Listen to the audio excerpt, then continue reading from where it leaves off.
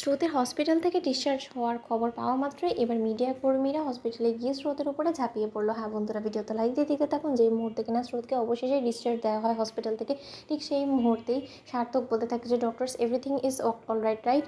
আর স্রোতের এখনও নিশ্চয়ই কোনো রকম কোনো ঝুঁকি নেই। অন্যদিকে ডক্টরসরা বলতে থাকে যে না না, আর আমরা সব থেকে বেশি নিশ্চিন্ত এই কারণে যে ওনার হাজব্যান্ড নিজেই একজন দক্ষ ডক্টর, এবং আমরা খুব ভালোভাবেই জানি যে আপনি আপনার ওয়াইফের খুব ভালোভাবেই টেক কেয়ার করতে পারবেন, এবং তার জন্যই আমরা রীতিমতো দুদিনের মাথায় আপনার ওয়াইফকে এত তাড়াতাড়ি ডিসচার্জ করতে রাজি হয়েছি। কারণ আমরা তো খুব ভালো করেই জানি যে আপনার আমাদের ট্রিটমেন্টের উপরে এতটা ভরসা নেই। তার জন্যই তো আসলে আপনি রীতিমতো আমাদের উপরে কোনো মতে ভরসা রাখতে পারছিলেন না যখন কিনা আপনার ওয়াইফের অপারেশন চলছিল। অন্যদিকে স্রোত বলতে থাকে না না ডক্টর, আপনার এইসব কথা কী বলছেন বলুন তো। নিহাতি আমি জানি যে আমার হাজব্যান্ড খুব ভালো একজন ডক্টর, কিন্তু তার পাশাপাশি আপনারাও যে খুব একটা ভালো না সেরকম কথা একবারও বলিনি। আপনারা যদি ভালো দক্ষ ডক্টর নাই হতে দেন তাহলে আপনারা এত বড় একটা সার্জারি করে আমাকে এত তাড়াতাড়ি দুদিনের মধ্যে কী করে বা সুস্থ করে তুলতেন বলুন তো। অন্যদিকে সার্থক বলতে থাকে যে সত্যি আমি আপনাদের প্রতি চিরকৃতজ্ঞ থাকবো। আপনারা যদি ঠিক সময় মতন সেদিন স্রোতের এত বড় একটা সার্জারি করে ওর গা থেকে যদি গুলিটা না বাইর করতেন ঠিক সময় মতন, তাহলে হয়তো আমি কোনো মতে আমার স্ত্রীকে ফিরে পেতাম না সুস্থ সবলভাবে। অন্যদিকে ডক্টরসরা বলতে থাকে যে স্যার, আপনার মুখ থেকে আমাদের প্রশংসা শুনে আমাদের যথেষ্ট পরিমাণে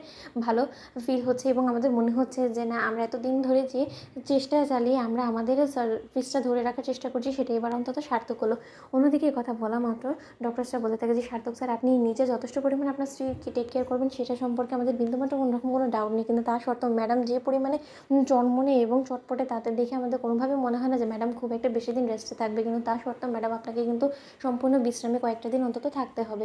অন্যদিকে এই কথা বলা মাত্রই যখন সার্থককে স্রোত বলতে থাকে যে স্রোত, এবার অন্তত আমরা চলো বের হই। অন্যদিকে স্রোতকে নিয়ে সার্থক যেই মুহূর্তে কিনা বের হতে নেয় ঠিক সেই মুহূর্তে মিডিয়া কর্মীরা সঙ্গে সঙ্গে স্রোতের উপরে ঝাঁপিয়ে পড়ে এবং বলতে থাকে ডক্টর স্রোতস্বিনী, আপনার উপরে এরকম একটা আক্রমণ হয়েছে এবং সেই দুর্ধর্ষ ডাকাত দল এদেরকে আপনি খুব কাছ থেকে দেখেছেন, এবং সেই সময়টা আপনার উপর দিয়ে কতটা ঝড়ঝাপটা বয়ে গেছে সেটা নিশ্চয়ই আমরা সকলে জানি। কিন্তু এই গোটা বিষয়টা যদি আপনারা আমাদের কাছে একটু খুলে বলতেন, এবং সেই সময় দাঁড়িয়ে আপনাদের তখন কী মনে হয়েছিল, এবং তার থেকেও বড় কথা সেই ডাকাত দলের সদস্যদের মধ্যে কাউকে কি আপনারা চিনতে পেরেছেন কিনা, বা আপনাদের কী মনে হয় যারা একের পর এক কলকাতা শহরে এসে দুর্ধর্ষ ডাকাতি করে যাচ্ছে, সেই দুর্ধর্ষ ডাকাত দলের সদস্যদের মধ্যে কি কেউ আপনাকে গুলি করার চেষ্টা করেছে?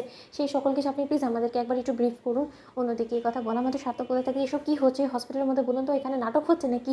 দেখছেন একটা অসুস্থ মানুষকে নিয়ে আমরা বাড়ি ফিরছি, আমাদেরকে শান্তি মতন বাড়ি ফিরতে দিন। আপনারা এরকম করে ওকে ঘিরে ধরেছেন কেন বলুন তো? দেখতে পাচ্ছেন না যে যথেষ্ট পরিমাণে এক্সস্টেড হয়ে পড়েছে। অন্যদিকে মিডিয়া কর্মীরা বলতে থাকে যে স্যার দেখুন, আমাদেরও তো আমাদের খবরটাকে কভার করতে হবে তাই না? তাহলে আমরা আমাদের নিউজটা কভার না করে কী করি ওনাকে যেতে দিই বলুন তো? আমরা তো কলকাতা অব্দি ওনার পেছন পেছন যেতে পারবো না তাই না? আর ওনার সঙ্গে ঘটে যাওয়া সেই সকল ঘটনার বর্ণনা তো একমাত্র উনি দিতে পারবে, কারণ উনি ছিল সেদিনকার ভিক্টিম এবং ওনার গায়ে গুলি লেগেছে, তাই ওনাকেই বলতে হবে। তো বন্ধুরা, লাইক এবং শেয়ার করে সাবস্ক্রাইব করতে ভুলো না।